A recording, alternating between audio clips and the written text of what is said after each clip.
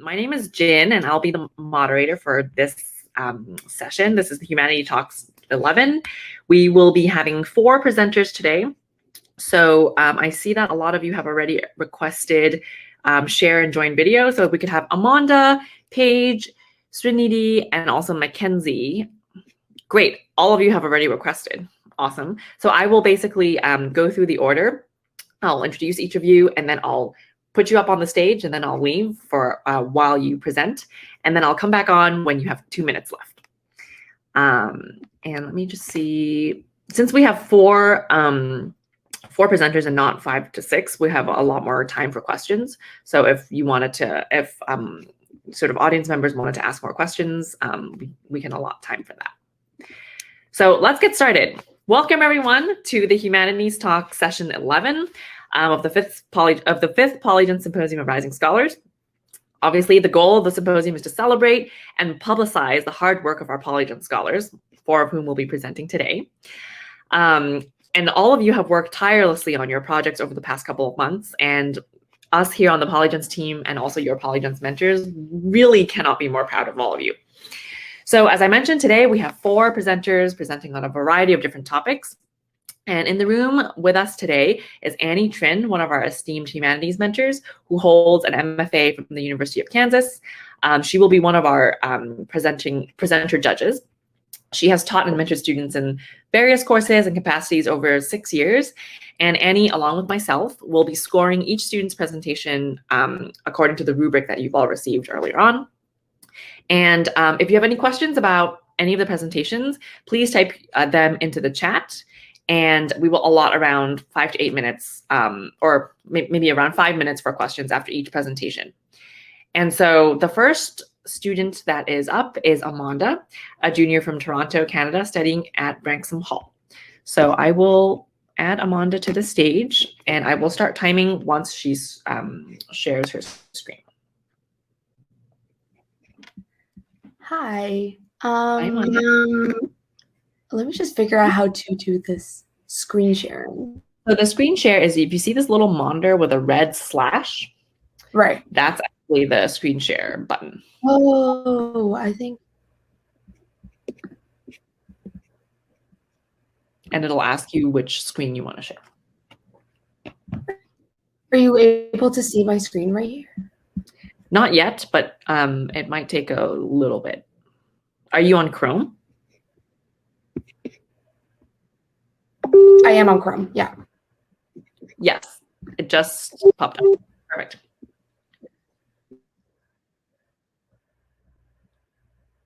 Oh, okay, perfect. We can see your screen now. You can begin whenever you're ready. Okay, 1 second. Let me just get this other thing ready. Okay. Am I able to move things around on the screen? Right now, basically what we see is the first page of your PowerPoint. Oh, and I control it on the PowerPoint. Okay. Yes, okay, exactly. Okay, perfect. Great. All right, sorry. One second. Let me just get this other thing sorted out here, because that's also.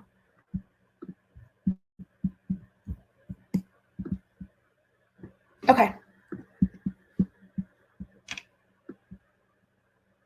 Perfect. I'm good now. So you can all see my screen, okay?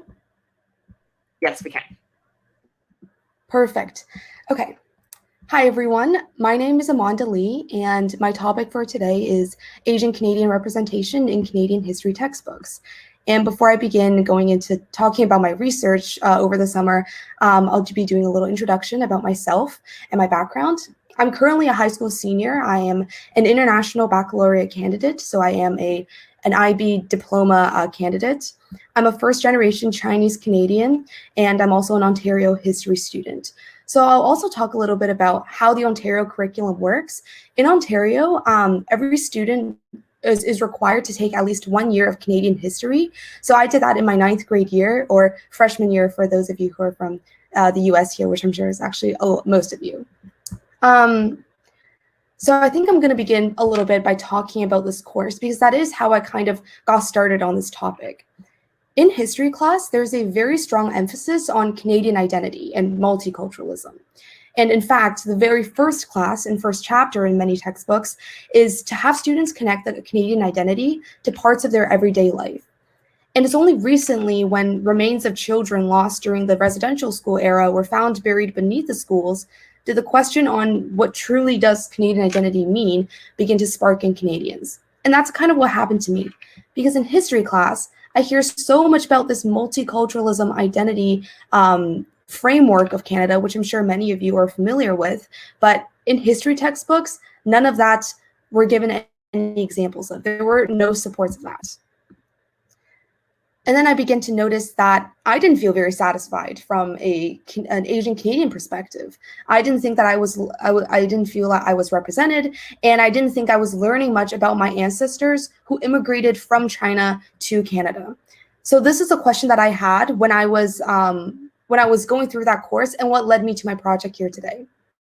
But what truly drove it over the line was when anti-Asian hate crimes since COVID-19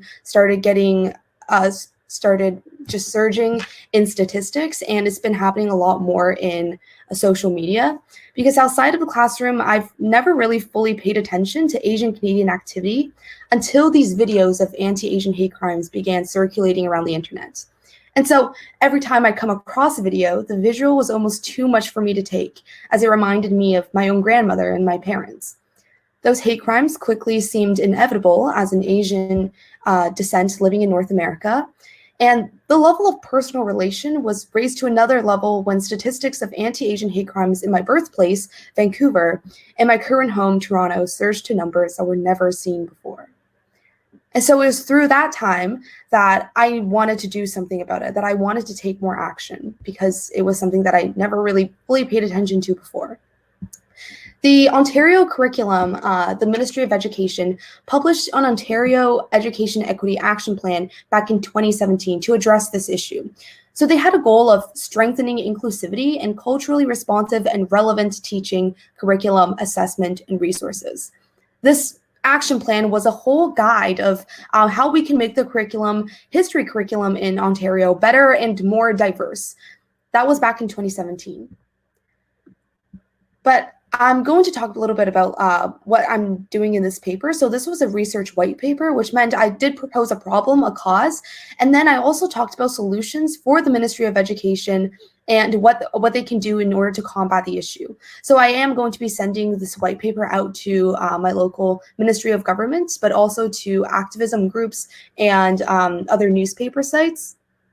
I do think that the importance of education, as Plato has talked about here, is kind of to achieve justice, both on the individual level, but also on the social level. And I think learning about history in these classroom settings through authority from the teacher is what can truly drive the opinion of a student in their everyday lives. So my research process, I used 3 approved Canadian history textbooks from the approved Trillium website. And these essentially I used to deduce how much content was discussing racism, immigration, Chinese immigration, and lastly, Canadian identity. All of these editions were from 2016 or earlier, meaning that the first step of the action plan that was published in 2017 didn't have any progress at all, because there weren't any new textbooks updated since 2016. And so all of the history that are being talked about, that are being represented in these textbooks, are so outdated and not kept up to date, and students are not learning what they should be learning, which what I would argue is a lot of the hate crimes that's been happening since COVID-19. So that was the first step, locating these textbooks. And then the second step, I analyzed and recorded the amount of content that was spent discussing Asian Canadian history that looked at it. So, and then notice a trend in the perspective of resources. All 3 textbooks talked about Canadian identity in the first chapter or section. This was the first lesson in Canadian history to students, this glorification of Canada's multiculturalism, but it's still not robustly supported in later chapters that actually discuss multiculturalism. And all textbooks would talk about Chinese Canadians as only a reference to a bigger point, meaning that there were never any chapters that were solely dedicated to the Chinese head tax, Chinese immigration laws, and even just Black Canadians and Indigenous people in general. There were no textbook chapters dedicated to the BIPOC community. Instead, these main topics were sent to a bigger point.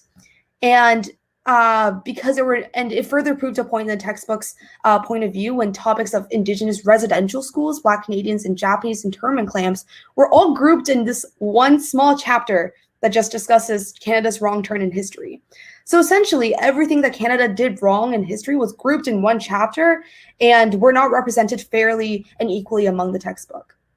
Just like the importance of women's suffrage and fight for equality, a topic of which spanned over several chapters, minorities and ethnicity should also be recognized for their fight. And so what I also did as part of my research, as I've already discussed as part of a white paper, is I also came up with solutions. And the main demand is to update textbooks more regularly and include anti-Asian hate crimes since COVID-19. We understand that history is always changing, and it's important that we teach students the most up-to-date and relevant information, which is why these textbooks should be updated in less than 5 years in difference.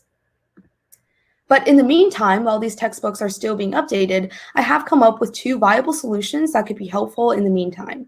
The first is to include more hours of required class time dedicated to Asian Canadian history. So that can be 7 to 8 hours. And this actually allows for more in-depth exploration into the history, which also allows teachers to have a clearer sense of the schedule that they need to present students with. And a second solution would be to instill 1 week in May, which is the Asian Heritage Month, for more in-depth learning and celebrating of cultures, and that solely focuses on Asian Canadian history. We think that looking forward, this fosters a generation where there's less of these hate crimes that's going on. Because I do believe that through education, especially through history education, that's where you can truly instill an opinion and mindset in students that's fair and equitable. So the biggest point of contender that we see is that we need to recognize that the root of the issue is from our education and influences, and textbooks essentially need to be more updated more regularly. If we can look at history through a factual, non-biased lens, this can truly impact the thinking and mindset of certain groups. So thank you all so much for listening to my presentation. And if you have any questions, please feel free to reach out to me if you want to discuss the issue a little more. And my email is there as well if you would like to reach out to me. Thank you. We can't actually see your email because we see the first page of your PowerPoint, I think. Have you been seeing the first page of my PowerPoint the whole time? Yeah, I thought that was, yeah. Oh. Maybe we shared the wrong screen, but in any case, I mean, it was That's okay. Awesome presentation. Like I personally learned a lot, and there are some questions in the chat too. But maybe if you could show your email or maybe post your email in the chat afterwards, that would be good. For sure, yeah. Awesome. So the first question that our audience members asked was, who's responsible for writing these textbook chapters and how can changes be proposed? Like, can someone like yourself, a high schooler, or maybe even student activism groups, can they actually make a change, and who are the decision makers? So, well, history textbooks, for example, in general, they're made by these 2 companies, Nelson and McGraw-Hill. I don't necessarily know who writes them, but I do know that they're professors and teachers. And some teachers, one of the teachers that wrote the textbooks, I knew actually taught at my school. But what's interesting is that I think students, they do have the opportunity to change. But even if you go to a public school or a private school, you can just strive for curriculum change within your school system. And we did recently write a proposal that talks about diversity, equity, and inclusion. And that kind of drives, and one of our demands is for more inclusive textbook change and more inclusive curriculum in talking about Indigenous cultures, which is why now we have, in my school particularly, we have Indigenous education. So students can actually just kind of advocate for that in their own community. But in these textbooks, I do believe that has to go through the Ministry of Education and so, for example, through my white paper that I will essentially send to the Ministry of Education, that's one of the solutions that you can do to take action. That's so cool. And so cool that you guys basically made a change in your own school. And I'm hoping that sort of your work will inspire more kids all over to, make that same change. Another question we had was, what was the most surprising thing you learned from your research process? It definitely was how little content was discussing Asian Canadians and even just any minority groups. And I was actually talking with my philosophy teacher the other day, which was separate from this project. And she actually counted how many times they said the word, or not they said the word, but they mentioned Black Canadians, Indigenous Canadians. That was only 3 times in one textbook. 3 times in one textbook Wow. about history and about Canada, a country that's supposedly to be very multicultural and very diverse, because that's the narrative that gives off. So I think one of the big issues is that this narrative is not necessarily true. And that's something that needs to be like recognized from the whole world, I think. Awesome. Well, thank you so much. We're coming up on time, and I'm gonna invite our next speaker to the stage. And please put your email in the chat so that our audience members can reach out to you. Okay, for sure. Thank you so much, Amonda. Awesome. So next we have Paige Collier, a junior from Danville, California, studying at the Carondelet High School. So I'm gonna bring her up on the stage. Hi, Paige. Hi. And we're gonna start sharing your screen, and I will start timing and come back at 2 minutes. Okay. I'm having a hard time sharing my screen, so just give me 1 second, please. Sounds good. It's the little monitor icon with the red slash through it. All right. Can you see this?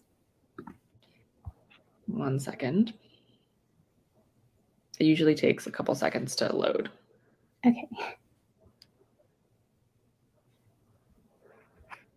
I don't see anything yet. Are you sharing a tab or sharing an actual PowerPoint?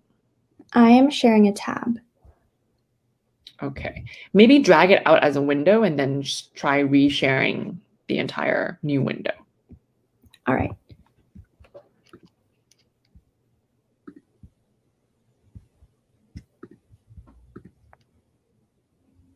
Can you still not see anything? Still can't see anything yet. Okay. Let's see.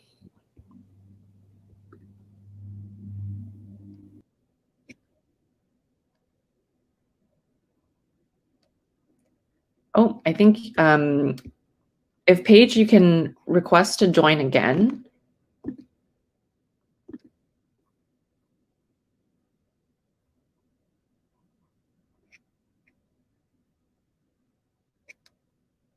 Give us 1 moment.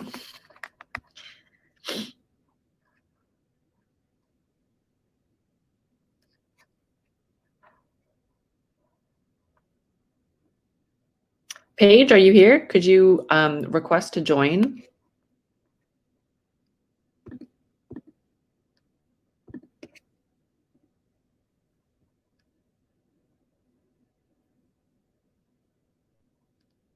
Another thing we could do, if Srinidhi is ready, we could maybe have Srinidhi present first, and then we can troubleshoot Paige's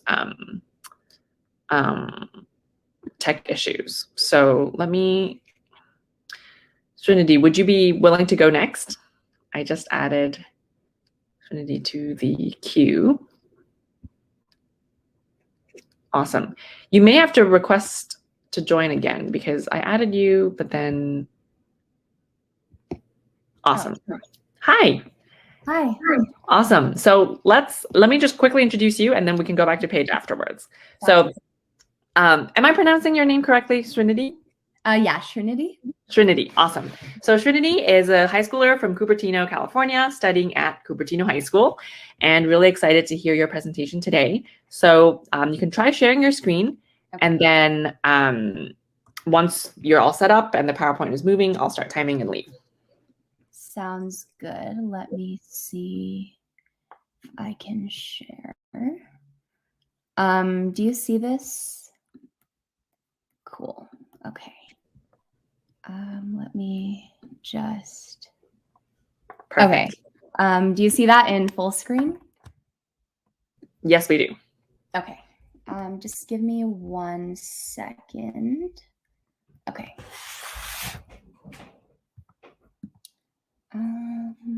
Great. All right. Hi, everyone. My name is Srinidhi, and today I will be providing an overview of a research paper I wrote with Polygence titled In the Wake of Unprecedented Anti-Abortion Actions, A Call for Reproductive Justice. All right, so a little bit about me before we get started. My name is Srinidhi, and I'm from Cupertino, California.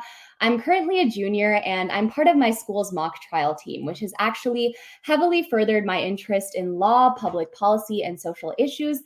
And my interest in my topic actually stemmed from the immense amount of news reading that I did on it, and it led me to want to choose it as a topic for my research paper. So with that, let's get into my overview. All right, so 2021 is shaping up to be a challenging year for abortion rights and women's health. Already this year, over 561 abortion restrictions have been introduced in state legislatures across the country. Many of these state lawmakers claim that these policies advance the health of women. The evidence, however, points in a different direction, instead playing a substantial role in harming pregnant people. The question that my research explores is, how do current abortion-restricting policies harm women's health, and how can we encourage policymakers to prioritize advancing reproductive justice? So to answer that question, I will be outlining the different attacks on abortion access being advanced across the country, highlighting how such policies inhibit rather than advance women's health, contrary to the claims of state lawmakers. Following this will be a series of policy recommendations that actually help women lead healthy and successful lives. So first and foremost, we'll begin with the current issue. I will be providing all of you with a landscape of current abortion rights and policies with a special emphasis on their overall detrimental state. So to analyze restrictive abortion policies, it is helpful to separate them into two distinct categories. The first includes supply-side restrictions, which impact abortion providers, and the second category is demand-side restrictions, which impact those seeking access to abortion. Trap laws, or targeted restrictions on abortion providers, are a crucial example of supply-side restrictions. They are medically unnecessary, costly, and often burdensome standards, which single out abortion clinics and force them to jump through hoops despite abortion's 99% safety record. The Supreme Court has actually found that the objective of trap laws is not to enhance the safety of abortions, but rather to make it difficult for women to access crucial reproductive health services. There are also demand-side restrictions, which can limit access to crucial reproductive health services.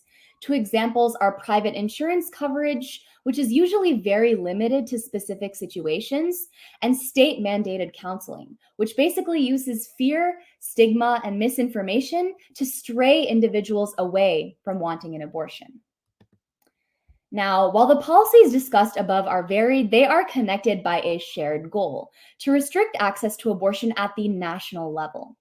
Lawmakers in these states distract from this fact by claiming that they are prioritizing women's health, as shown in the quote above. However, the new makeup of the Supreme Court sheds light on other possible motives of anti-choice lawmakers. They may be masking a broader legal strategy to overturn the landmark Supreme Court decision Roe v. Wade, taking advantage of the newly established conservative majority in the Supreme Court. So, having established the underlying goal of policies restricting abortion access, this next section will delve into exactly how these policies accomplish the complete opposite of lawmakers' claims. So, one landmark study that illustrates this reality is the Turnaway study. Now, this body of research demonstrates the differences between the life outcomes of those who were able to access an abortion and those who weren't, finding that the latter dealt with self-esteem issues and anxiety in the short term, poor physical health, stayed in abusive relationships, and were not as motivated to plan for their lives in the future, which is overall a very huge deterioration in their health and quality of life. Furthermore, the Turnaway study demonstrates the harmful intergenerational impacts of reduced access to abortion. Unwanted pregnancies are not just a horrible outcome for those forced to carry a pregnancy to term, but for the children who are born. They struggle to match the developmental milestones of other children and are more likely to be living in homes that are food, housing, and transportation insecure.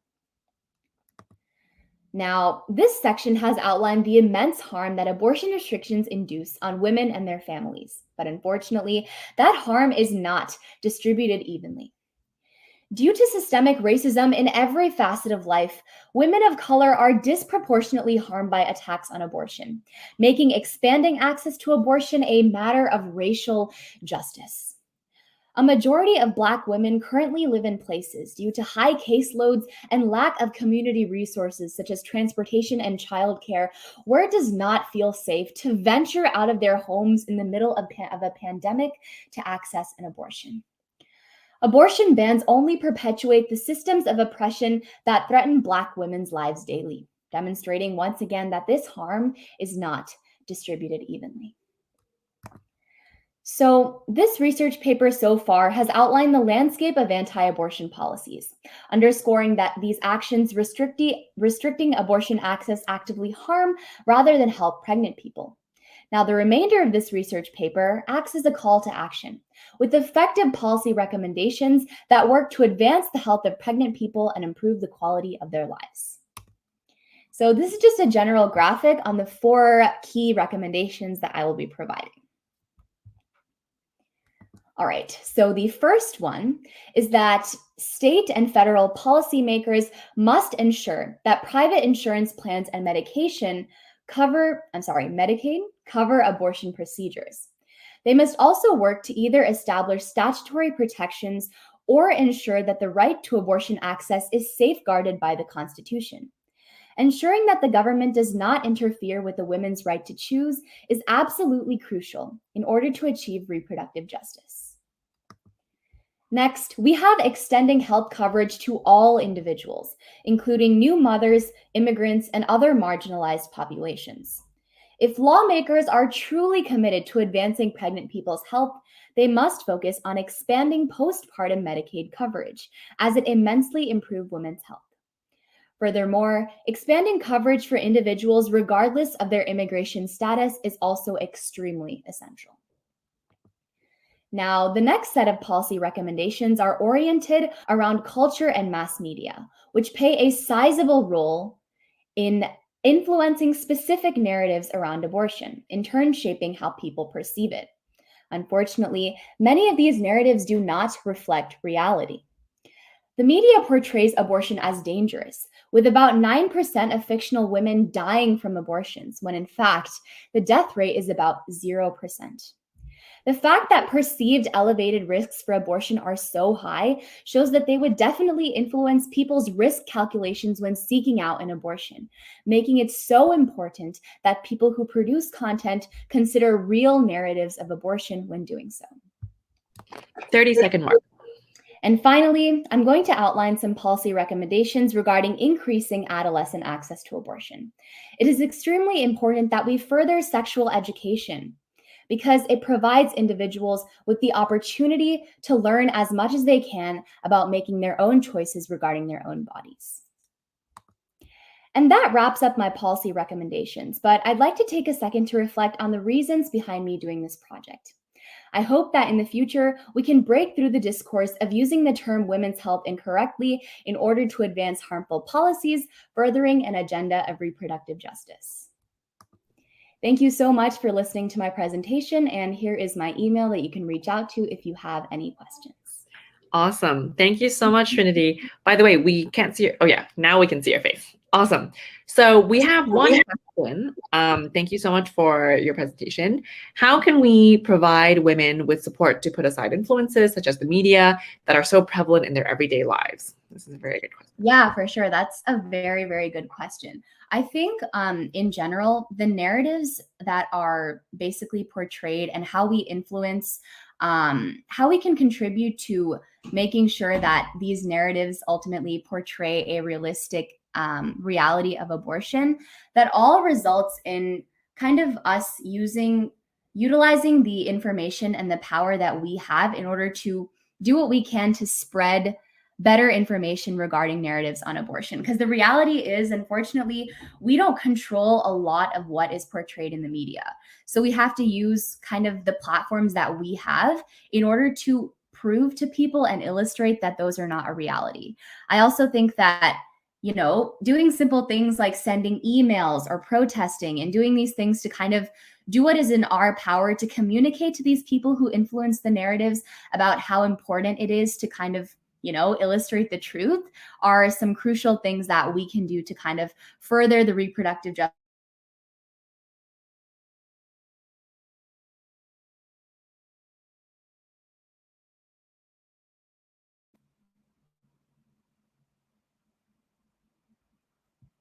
Whoops, I think you froze for a little bit, but I think we got the gist of the answer, which is great.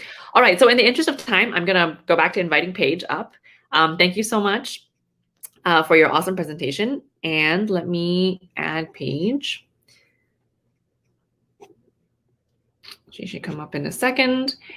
And just to remind everyone, Paige is a junior from Danville, California, studying at Carondelet High School.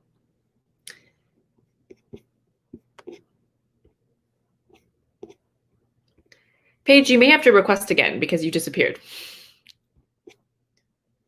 Oh, you're back. Awesome. So ready when you are, and feel free to start sharing when you're ready. Of course. Just let me know if you can see it.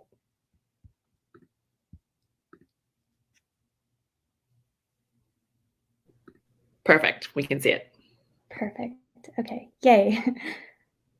Awesome. Take it away. How many of you have some knowledge of Greek mythology? If you don't have your hand up, you should. From a young age, we learn the stories of Athena, Pandora, Persephone, not Persephone like we all thought when we first read it, and so much more. It is so ingrained into society and education that everyone has read or heard something about mythology. For instance, I'm 17 years old. I grew up with the Percy Jackson series, and this is only one example. Greek mythology is everywhere. You might not even realize it, but traces to Greek mythology surround you. Remember Pandora Radio? What about Midas tires? I could go on, but that isn't what I'm here to tell you about. I'm here to present to you about the portrayals of women in Greek mythology. With that in mind, let's dive right in. How's the portrayal of women from roughly 2,800 years ago, as seen as ancient Greek mythological and historical writing, as well as image analysis, similar to the portrayal of these same women today? The three themes of women as manipulative and cunning, the value of women in relation to male peers, and the degree of agency are what I will be discussing today. By the end of this presentation, I hope that you will learn about women in Greek mythology and how perceptions over the centuries have altered their portrayal in a positive or negative way from ancient to modern times. The first theme observed is women as manipulative and cunning, where women in mythology are seen as sinister and even evil in some texts and images. Sometimes it is in congruence with the original Greek, and sometimes certain word choice and translations paints a darker picture than the original. Everyone knows about Pandora and her box, right? Let me review just in case. In the beginning of Hesiod's Theogony, Pandora is created by Zeus as a punishment to mankind. She, as a punishment, is therefore inherently malicious.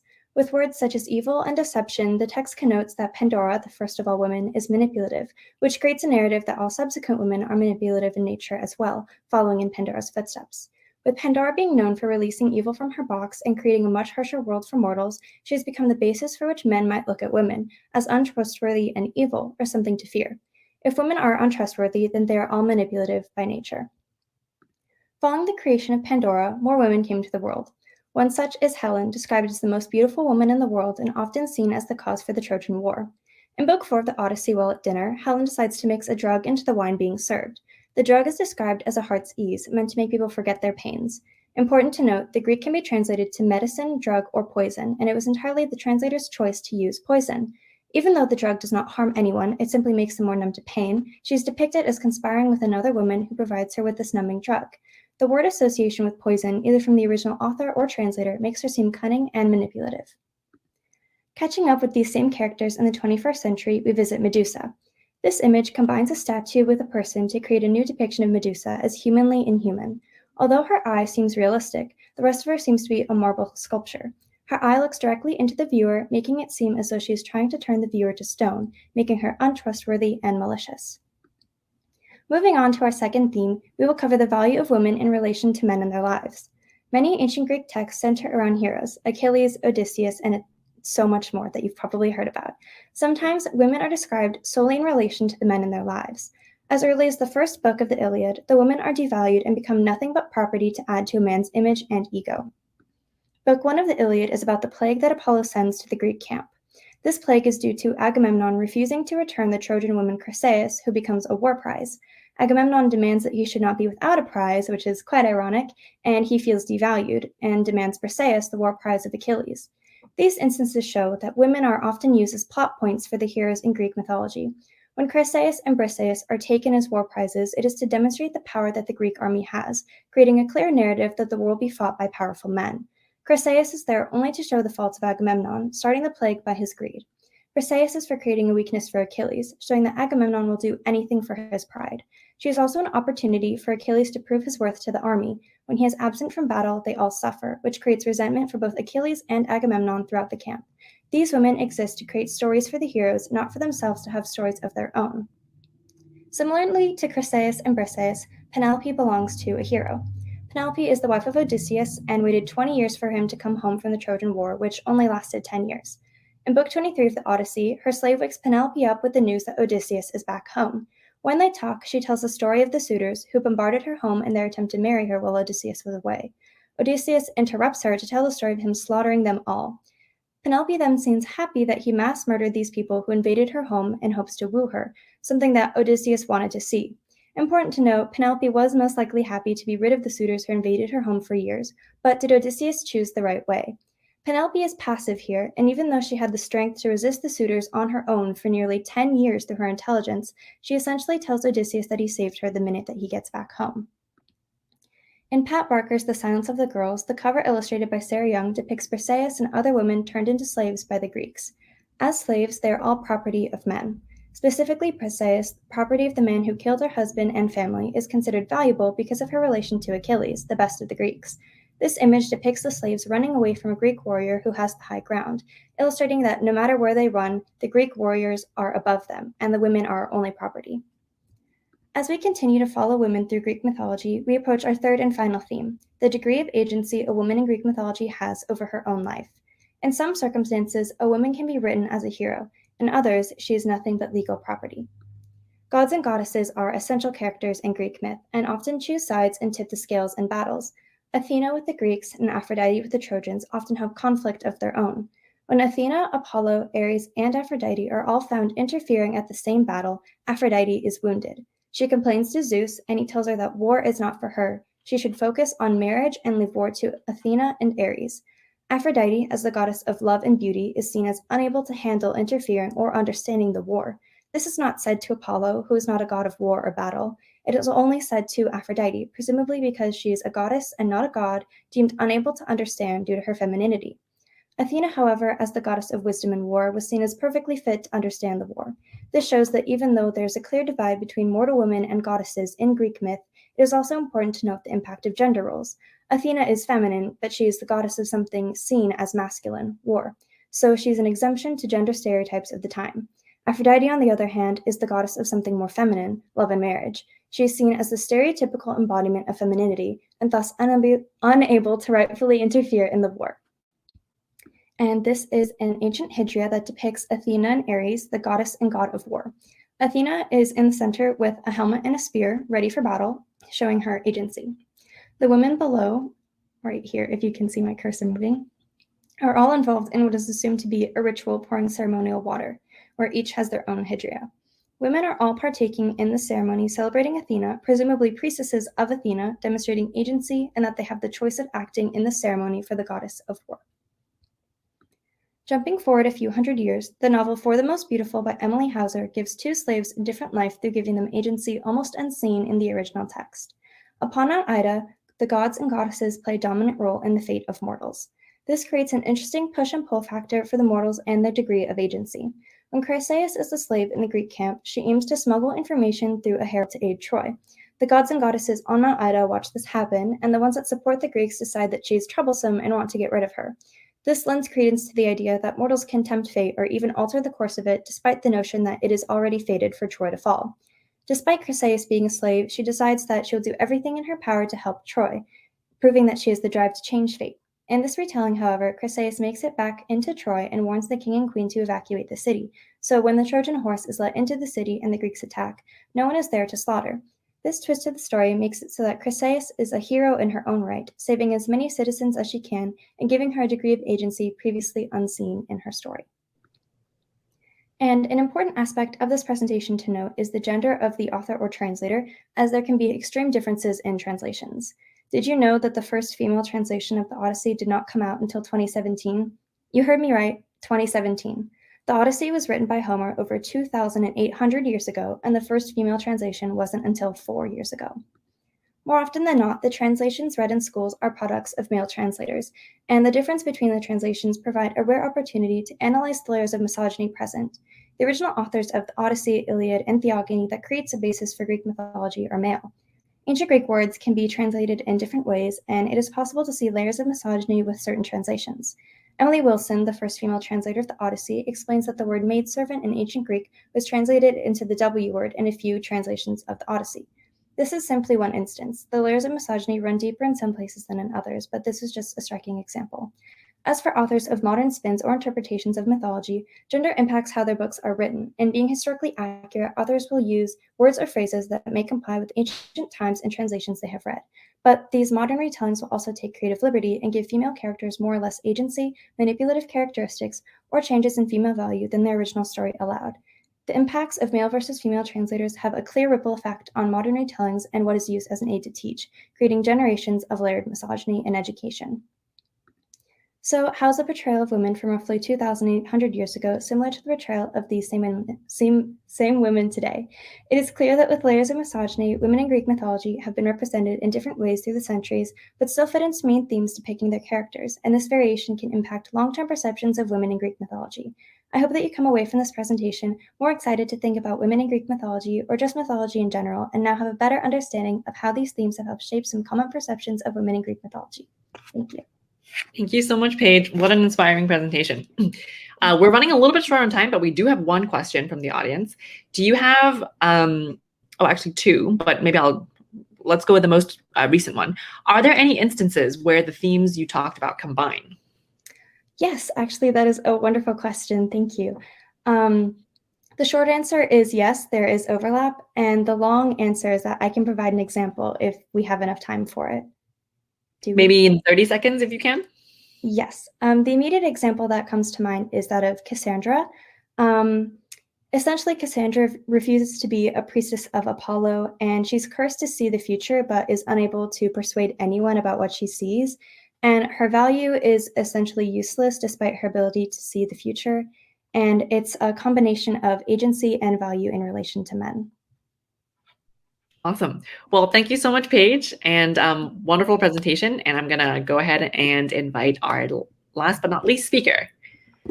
So last but not least, we have Mackenzie Hoey, a high school student from Danville, California, also studying at Carondelet High School. I don't know if you guys know each other, but welcome. And let me just add you to this stage now. And let me see. Hi, Mackenzie. Hi, how are you? Doing well. Welcome to the stage. If you see the little monitor icon with this slash on it, that's the screen share button. So whenever you're ready, you can click that and click the whatever tab or file you're sharing. Okay, let me see.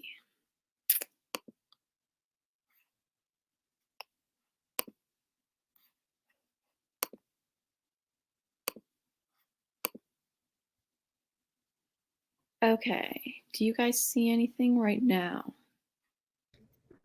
Not yet, but it might take 2 seconds. Yep, we see it now. Okay, how is it in, I'm not sure how to do it. Is it in full screen right now? Once you click present, it should be in. It's loading right now, but it should come up. Yeah, it works now. Is it full screen? Yes, it is. Okay. All right, let me get started. Welcome everyone to my presentation on a New Orleans tragedy, the charter school system and the inequality it breeds. So a little bit more about me. Hello, my name is Mackenzie, and I am a current high school junior from the Bay Area, and I've been interested in some independent research for a while now. How it kind of started was a tutoring program at my school that was started during the pandemic allowed students at my school to tutor underprivileged children. And so through my tutoring, I realized that these children are incredibly bright, incredibly receptive, but they just lack some of the opportunities and resources to supplement their learning outside of the classroom.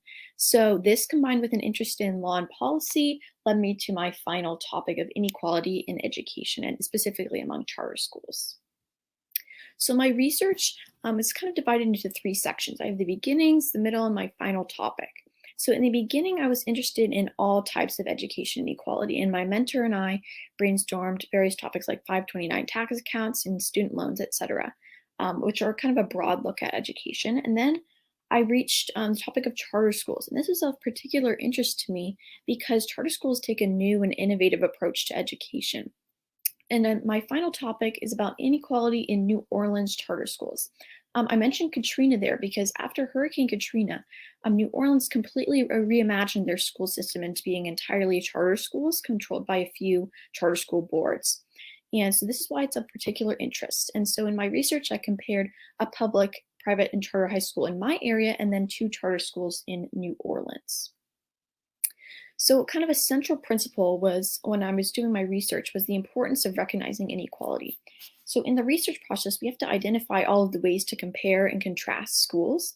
So after we did this, we saw changeable and unchangeable factors. And so the changeable factors are things like aid for students. Think transportation, free or reduced lunch, test prep, or access to a curriculum that involves technology or one without it. And then curriculum is also the example of something that's flexible and adapts to student need. And the budget comes from property taxes, but it's distributed by the school board. And then unchangeable factors, socioeconomic status of the students and parents, location can present transportation and safety issues, and then demographics. Unfortunately, racial composition is very telling because of the historical, social, and generational trends that fuel this inequality that we see. And so in my case study, I examined 2 New Orleans charter schools with different reputations and performance. And when I researched these differences, they led me to the roots of inequality. So the 2 schools I researched were Benjamin Franklin High School and the Net Charter High School. So Benjamin Franklin is the consistently top performing institution. It's nationally recognized for its performance. And the Net Charter High School falls under some of the worst performing New Orleans charter schools. For the Net, it's important to note that there are actually 2 campuses of the Net, but one of them did not actually have sufficient data for me to conduct this case study on. So this is a Central City campus of the Net Charter High School. And in comparing these schools, I turned to a variety of methods. So the first was scoring and curriculum. Benjamin Franklin received an overall grade of an A, which is a school performance score based on standardized testing. And Net Charter High School received the grade of a C. It's also important to note that the grade of a C is not the worst that I could find, but the ones that had an F or a D grade did not have enough research, or did not have enough information from research. And then in terms of curriculum, I looked at the data concerning students per device and course offerings. So Benjamin Franklin offers 25 AP courses, and the Net Charter High School's curriculum is, again, not currently publicly available.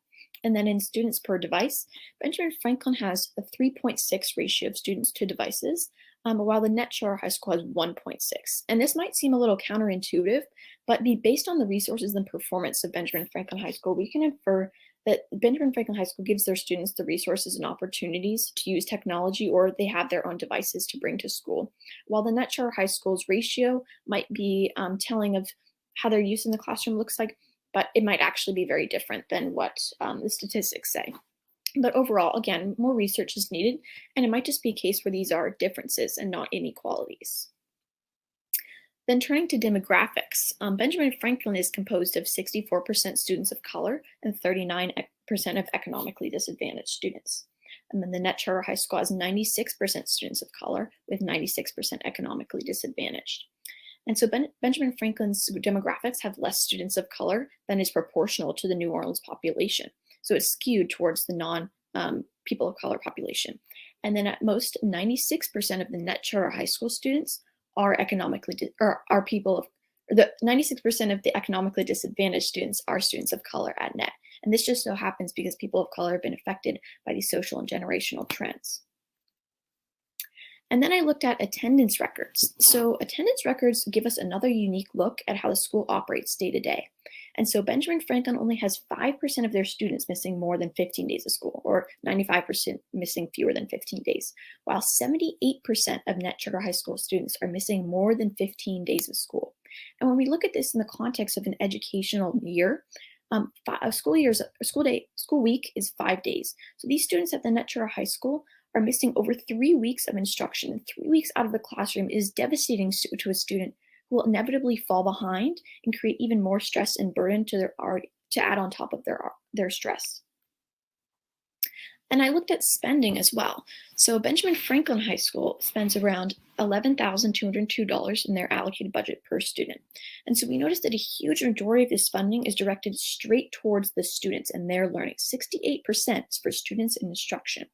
And when the funds are funneled so directly towards the students, it makes a difference in the quality of education that's a product of this funding system.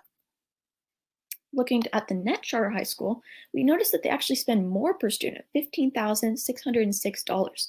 But there's a large difference in how the spending is distributed. So only 51% of their income, barely half, is going towards the students, and a big amount is going towards school administration. So while net spends more, they're not as effective with their spending, and it highlights the need for them to restructure and better allocate their funding. And finally, I looked at schools in the news. I went to investigate public opinion because this is going to tell me things that I could not find out through a school website. So for example, my school is very well known for a good football team. And so this is going to be telling about what the school environment is like. So at Benjamin Franklin High School, I examined some articles that were written about the school.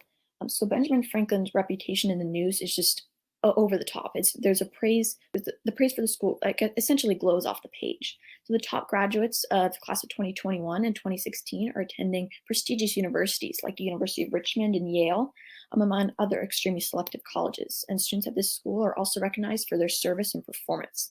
And they have other impressive accomplishments to add to their resumes as a result of Benjamin Franklin High School. And compared to the net charter high school, the news recognition for this school almost always comes from a safety and security issue. We can clearly see the school environment differences between Benjamin Franklin and net charter. For example, a threat prompting a school closure at the net charter, somebody hospitalized after a shooting, and a threat on social media. And it raises the question, do students at this school look forward to their school day? And is this a safe environment for students to be learning it? And finally, I arrived at my conclusions. I divided them into 3 kind of guiding questions. Where are the inequalities? What do the silences say? And where are the takeaways? So my first one, where are the inequalities? Well, school resources, spending, and demographics are the main 3. So Benjamin Franklin is taking care of their students and actively ensuring success through their school resources. And in spending, significant inequalities were noted that we saw how the spending distributions affect the students. So the spending distribution differences kind of directly correlate to the performance of these students at Benjamin Franklin Net Charter High School. And finally, demographics make this inequality even more pronounced because of these social and historical factors. And we can connect this back to the changeable and unchangeable factors, because school resources and spending are somewhat changeable, but demographics is not something that we can do. So the big takeaway for this overall research is that we can change the opportunity in order to change the inequality. And finally, second, what do the silences say? So the silences are important because they tell us more than what we would actually think. So money and attention is a concern, but again, the silence, there's not a concern for the unchangeable factors. So these silences reveal that people are trying to make changes, but they can't get to the root of the problem, which is like the racial, socioeconomic, location. And that's where the silences create the most problems. And so the silences, especially among the net charter high school, and how the low performing schools in New Orleans close often, closing off this area of it, closing off those schools to research, it makes studying this topic difficult because of these constantly changing conditions. And finally, what are the takeaways? So the big takeaways, charter schools actually emphasize this inequality because they claim to ameliorate it. But in a case where the entire school system is composed of charter schools, it allows us to study a unique situation. And so inequality specifically among charter schools is especially pronounced due to this resourceability and individual characteristics of these charter schools. And the institutions in New Orleans highlight discrepancies between each school and student. So the result a student obtains from their respective school is not solely based on their merit and their work ethic, but due to school-specific conditions that will disadvantage the child in many cases. So the environment and the world students from each school are placed in fuels the most inequality. So while charter schools have the potential to be effective and nurture students in their performance, some characteristics are more harmful than beneficial. Thank you so much for coming to my presentation. If you have any questions, please let me know, and you can find me at my email listed below. Amazing. Thank you so much, Mackenzie. We're right on time, but we did get some questions, actually. One is, how did you get your hands on attendance record statistics? Yes, so I used a variety of research. My mentor and I had a really effective system of finding these sources because this is such a specific topic. It's not something that you can really just look up New Orleans inequality in education. It's not as simple as that. So I actually found a website that was specific to New Orleans charter schools where I could search in a title of each school and get a full report of how students are performing in a specific academic year, how their spending is. And there was a bunch of other school resources or resources about the school that I could have utilized, but I found that spending, attendance records, and things like that were the most effective in highlighting the inequality that I saw.